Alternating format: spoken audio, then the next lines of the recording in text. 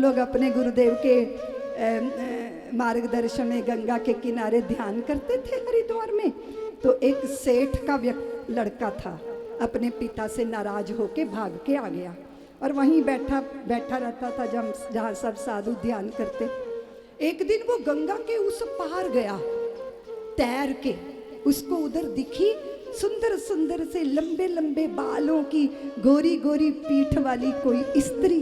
तो वो देखने के लिए वहां जब वो गया फिर लौटा तो मुंह उसका लटका हुआ था, उदास था। सबने पूछा क्या हुआ? अरे बोले मैंने सोचा इतनी सुंदर लग रही है पीछे से तो मुंह कितना सुंदर होगा, तो देखने चला गया। पर जब वहां गया तो वो तो लंबी दाढ़ी वाले बाबा जी नहा रहे थे, उनको पीछे से देखा तो बड़ी सुंदर कोई स्त्री मालूम पड़ी। तो सबने हंसी की कि अच्छा है तू देख आया, नहीं तो सारी रात उसी की कल्पनाओं में खोया रहता। जिन दीवारों पे लिखा होता है ना कि यहाँ झांकना मना है, दिल करता है यार एक बार झांक ही लो कि क्या मामला है। इसलिए छोड़ने वाले कभी छोड़ पाते नहीं हैं। इसलिए बहुत बार लोग कहते हैं, और मुझे लगता है कंकड़ पत्थर नहीं छूटेंगे, नहीं छूटेंगे।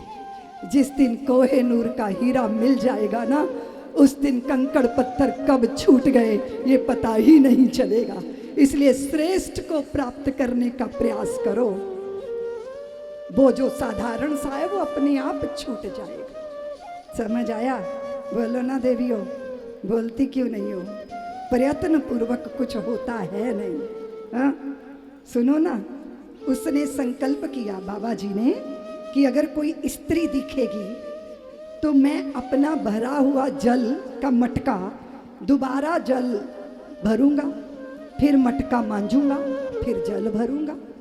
कोई स्त्री दिख जाती तो वो ऐसा ही करते, उन्होंने ये नियम ले रखा था।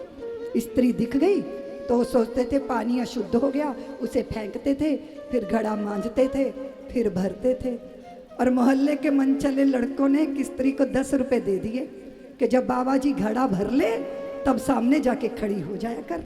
अब 1 बार 2 बार 3 बार 4 बार बार ऐसा हुआ, बाबा जी को चढ़ा गुस्सा, वो घड़ा उठा के उस स्त्री की खोपड़ी पे दे मारा।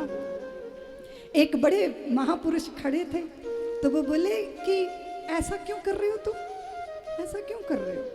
कोई स्त्री दिख जाती है तो घड़ा क्यों मांजते हो? ये आज तक नहीं समझ आया, मुझे भी समझ नहीं आया।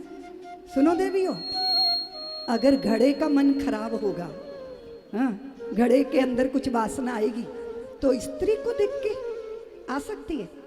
बोलो ना। सुराही दिखेगी तो शायद उसके दिल की घंटी बज जाए।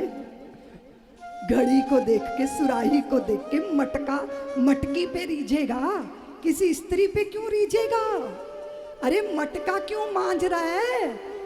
अगर किसी स्त्री को देख के तेरे मन में विकार आया तो अपने मन को मांजो, घड़ा मांजने से कुछ होने वाला नहीं। देखो ना दिक्कत क्या है, तकलीफ क्या है, उसको जरा झांक के देखो। और कई बार लोग अपना हृदय खोल देते हैं।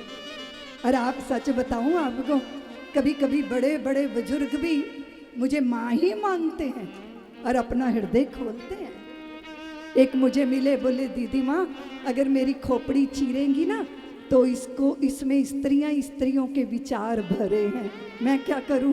तो मैं कहती हूँ भगवती जनक नंदिनी जानकी जी के चरणों का चिंतन किया करो।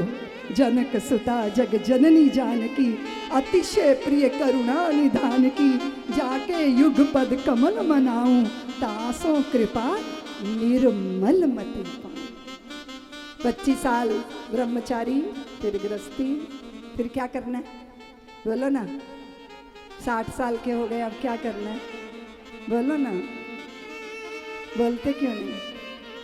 मिल्कियत छोड़ने की जरूरत नहीं है, मालकियत छोड़नी है। सुन रहे हो जी? घर छोड़ोगे तो आश्रम बनाने के चक्कर में पड़ जाओगे। इसीलिए मिल्कियत छोड़ के कुछ नहीं होगा। ये मेरा है, ये मालकियत छोड़नी है। और जिस दिन मालकियत छोड़ दोगे उस दिन चांदनी में ही हरिद्वार और वृंदावन का अनुभव करने लग जाओ। इसलिए बंधन बाहर नहीं होते, बंधन आंतरिक होते हैं, सूक्ष्म होते हैं, और इस पे कुठाराघात करना होता है। सुन रहे हो, भरत जी महाराज सबको छोड़कर बैठ गए, पर एक मृगी के बच्चे के प्रेम में पड़ गए। मोह हो गया, प्रेम हो गया। शेर ने दहाड़ मारी थी और वो गर्भनी मृगी ने इस पार आने का प्रयास किया, उसकी मृत्यु हो गई। शिला से सिर टकरा गया, बच्चा जन्मा, जल में बहने लगा। भरत जी के करुणा पैदा हो गई और आए थे हरि भजन को, हरण के चक्कर में पड़ गए। हरणा हरणा हरणा करते वो शरीर छूट गया, मृग की योनि में चले गए। पूर्व जन्म का स्मरण था। फिर दावानल की आग में जलकर भस्म हो गया शरीर। तो फिर ब्राह्मण के घर में जन्म गए, भरत नाम ही पढ़ा। पिता ने बहुत पढ़ाने का प्रयत्न किया। वे बोले ओम बोल, ये ऐम बोलते थे, क्योंकि इनको पढ़ना था नहीं, इनको 2 जन्मों का स्मरण था। पिता ने कहा जड़ है, मूढ़ है, मूर्ख है, नाम पड़ा जड़ भरत जी महाराज। माँ पिता रहे नहीं, 40 साल व्यतीत हो गए। बसंत 40 बसंत कभी नहीं बोले, कभी नहीं बोले। भाइयों ने कहा काम के न काज के, दुश्मन अनाज के। फसल पक गई है, जाओ मचान पे बैठ के खेती की रखवाली करो, चिड़ियों को उड़ाओ। भरत जी गए खेतों में, हरियाली छाई थी, आसमान नीले गगन को देख के, उत्फुल्ल प्रकृति को देख के। एक बात बताऊं, अगर कोई सजग ना हो ना, ज्ञानी ना हो, जागरूक ना हो, तो वो प्रकृति का भी आनंद नहीं ले पाता। प्रकृति कितना सुंदर दृश्य दिखाती है, देखो जरा। वाह प्रभु, आज तो आपकी प्रकृति कितनी उत्फुल्ल है, कितनी सुंदर है आपकी कुदरत। हम मचान पे बैठ गए हैं और फिर चिड़ियों को बुलाने, आओ चिड़िया, आओ चिड़िया, आ जाओ चिड़िया, आ जाओ चिड़िया, दाना खा जाओ चिड़िया। राम जी की चिड़िया, राम जी का खेत, खाओ चिड़िया भर भर पेट, हमारे बाप का क्या बिगड़ता है। चिड़िया बोली ये तो बड़ा विचित्र है, लोग तो डरा डरा के भगाते हैं और ये गा गा के बुला रहा है दाना खाने के लिए। चले जरा भरत जी की चिड़िया देखे जरा, बोला ना, तो ताली बजानी पड़ेगी। हाँ, ये चिड़िया राम की बड़े ही काम की, ये चिड़िया राम की बड़े ही काम की।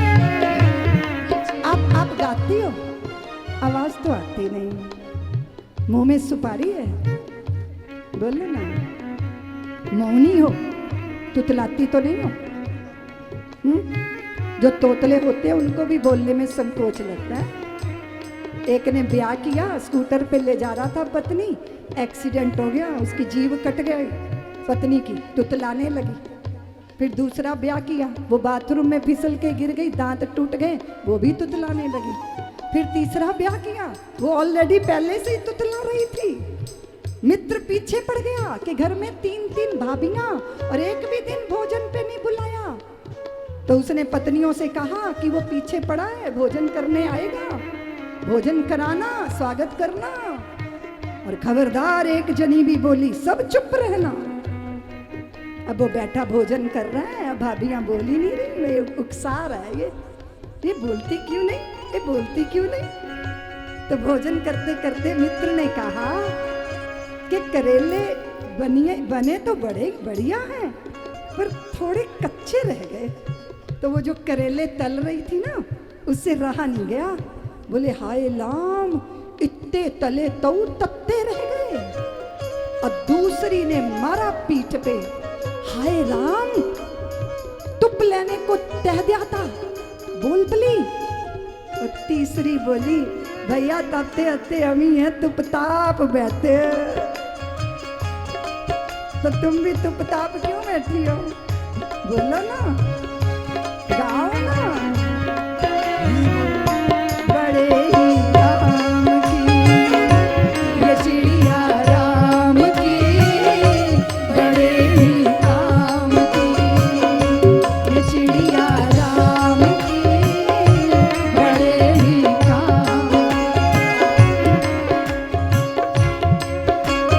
चुन चुन दाना खाती है, गुन गुन गाना गाती है, चुन चुन गाना खाती है, गुन गुन गाना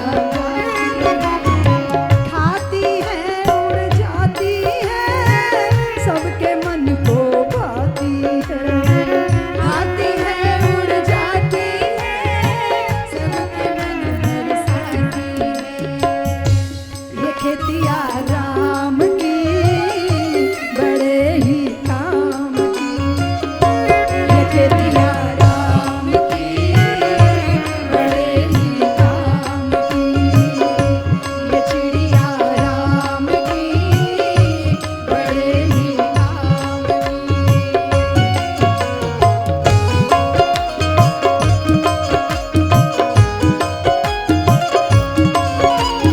बोलिए भरत जी महाराज की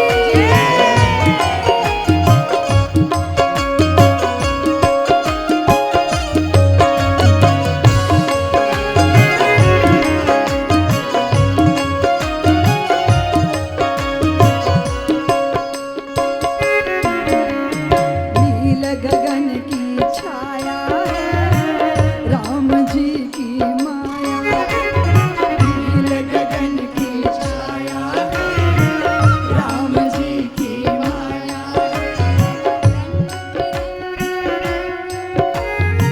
नील गगन की छाया है, राम जी की माया, नील गगन की छाया है, राम जी की माया, रंग बिरंगी काया है, चुगने को बुलाया, रंग बिरंगी काया है, चुगने को बुलाया, ये बेला शाम की, घड़िया राम की, ये बेला शाम की, घड़िया राम की, ये चिड़िया राम की, बड़े ही काम की, ये चिड़िया राम की, बड़े ही काम की, ये चिड़िया राम की,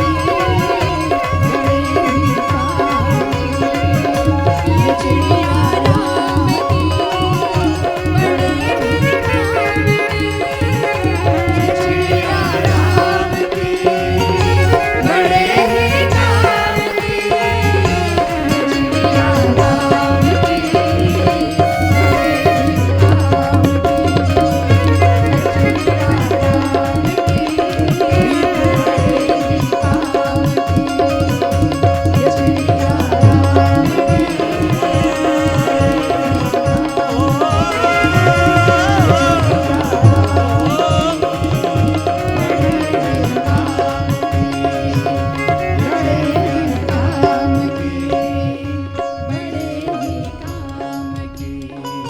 और ड्रामा, जब ये तमाशा देखा ना भाइयों ने, तो वहाँ से मार के निकाला, चलो हटो, निकलो यहाँ से, इस लायक नहीं हो।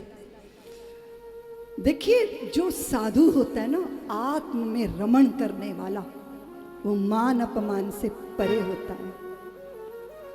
उसको ये नहीं होता मुझे कैसे बिठाया, मेरे साथ कैसा व्यवहार किया।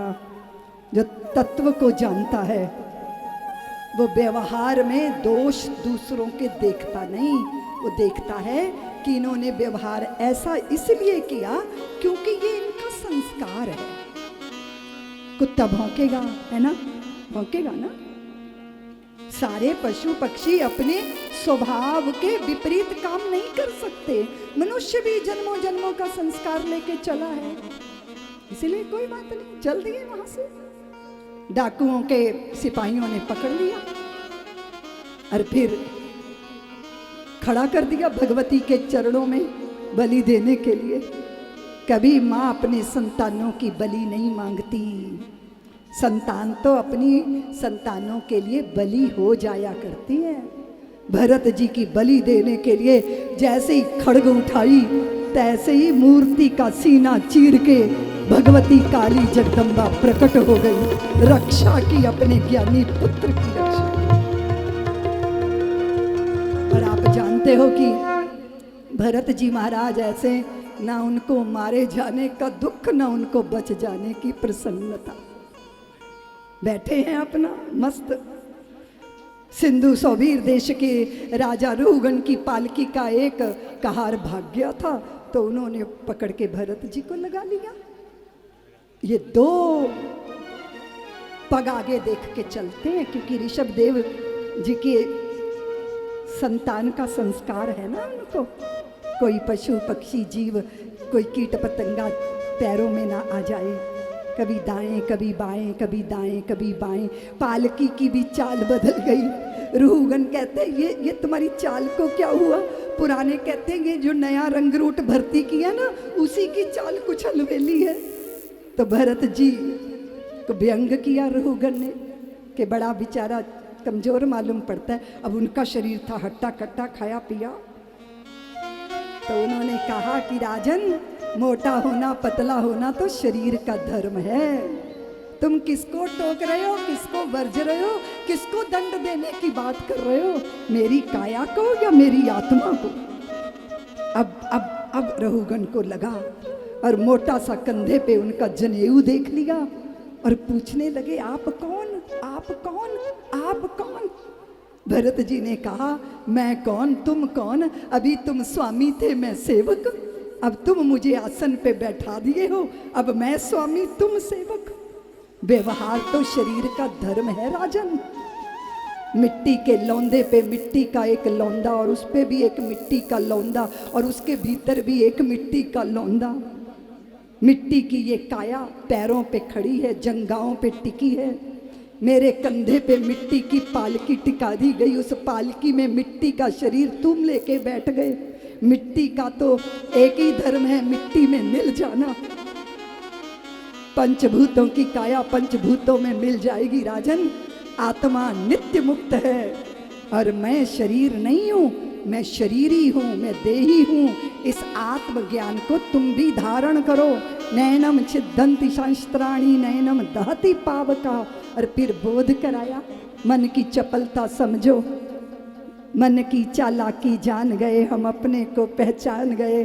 अब फानी को तो जो नष्ट हो जाएगा उसे कोई बचा नहीं सकता, और जो नष्ट नहीं होता उसे कोई समाप्त नहीं कर सकता। ये आत्मबोध करवाया। रुहुगन तो धन्य हो गए भरत जैसे ज्ञानी महापुरुष का संग पाकर। कैसी कैसी तुम बातें कर रहे हो, ज्ञानियों जैसी हो घोर अज्ञानी। लेकिन किसी ज्ञानी महापुरुष के का सानिध्य मिल जाए, फिर क्या करना चाहिए बताइए, क्या करना चाहिए?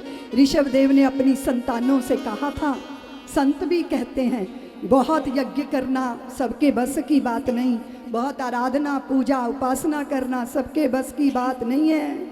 अगर कल्याण चाहिए तो संतों के चरणों की रज माथे पर धारण कर लेनी चाहिए, जीवन धन्य हो जाता है, प्रज्ञा चक्षु खुल जाते हैं। नैन ज्योति अंध थी, हृदय की आंख बंद थी, चाह दर्शनों की किंतु दिव्य दृष्टि मंद थी।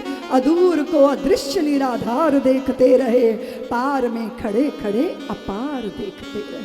संत बताते हैं कि तुम जिस तृप्ति की तलाश में हो वो जगत में नहीं होने वाली। ओस का पानी प्यासे उर की प्यास कभी भी हर न सकेगा, जगपन घट के जल से पगले तेरा मन घट भर न सकेगा। बोध करवाया भरत जी महाराज अपनी रास्ते, रुहुगन अपने रास्ते। बहुत सुंदर कथा सुनाई है, भूगोल की, खगोल की, नरकादि की कथा सुनाई है। परीक्षित पूछ रहे हैं, गुरुदेव इतना डरा रहे हो, कुछ तराण भी है, कुछ उद्धार का रास्ता भी है? तब भगवान शुकदेव नाम की महिमा सुनाते हैं, भगवान के नाम की महिमा।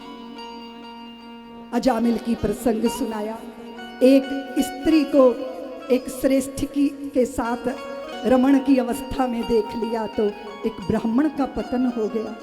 वैश्या को घर ले आया, एक महात्मा मिल गए, उन्होंने उनके आखिरी पुत्र का नाम नारायण रख दिया। और यम के दूत आए तो भय के मारे अजामिल चिल्लाने लगा, नारायण नारायण नारायण। और जब कातर स्वर से पुकारा तो भगवान के पार्षद प्रकट हो गए। यम के दूत और भगवान के पार्षदों में झगड़ा हो गया। वो कहते हैं ये हमारी स्वामी है, और भगवान के पार्षद कहते हैं नहीं, इसने भगवान का नाम लिया इसलिए हम इसके लिए हैं। तो दोनों का झगड़ा देख रहे हैं वो, और अजामिल देख रहा है। अजामिल को लग रहा है कि मैंने तो अपने पुत्र को पुकारा था, तो भगवान के पार्षदों ने यम के दूतों की मार से हमें बचा लिया। और जिस दिन हम प्रेम में डूब के प्रभु को पुकारेंगे तो भगवान के पार्षद नहीं, शंख चक्र गदा पद्म धारण किए स्वयं भगवान मेरा उद्धार करने के लिए प्रकट हो जाए। नाम की इतनी महिमा, इसलिए राम से बड़ा राम का, बोलो ना देवियों, कृष्ण कृष्ण कृष्ण कृष्ण कृष्ण कृष्ण। जब चलता है अंदर नाम तो ये कैंची की तरह सारे बंधनों को काटता चला जाता है। इसलिए कृष्ण नाम, राम नाम प्रेम से डूबकर जो गाते हैं, इसलिए अंत समय जो मति होगी सो गति होगी। आपने भरत के प्रसंग में देख लिया ना। मरते समय किसको याद करना है, बोलो ना, किसको? भगवान को। अभ्यास तो है ना, बाप मर रहा है, बेटा पास, दूसरा बेटा पास, तीसरा बेटा पास, रो रहा है पिता। बच्चे कह रहे पिताजी क्यों रोते हो, भगवान का नाम लो ना। तो मंझला आपके पास है, छोटा आपके पास है। तो वो बुढ़ा कहता है इसलिए तो रो रहा हूं, सब मेरे पास आ गए, दुकान पे ताला लगा दिया क्या? अभी तो मैं जिंदा हूं तो मेरी दुकान का ये हाल है, मर जाऊंगा तो मेरी हाय हाय मेरी दुकान। वो इसलिए रो रहे थे। पिताजी मरे नहीं, बच्चे बाहर प्लानिंग कर रहे हैं कि बाप जी मरेंगे तो कैसे ले जाना है शमशान घाट। कोई कहता है बैंड बाजे बजाएंगे, कोई कहता है बड़ी गाड़ी सजाएंगे, छोटा कहता है रेड़ी पे ले जाएंगे।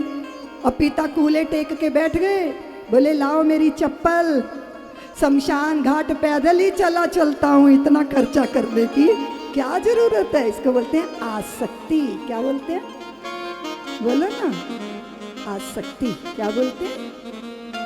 दिखती नहीं है पर इसी के बंधन में बंधे।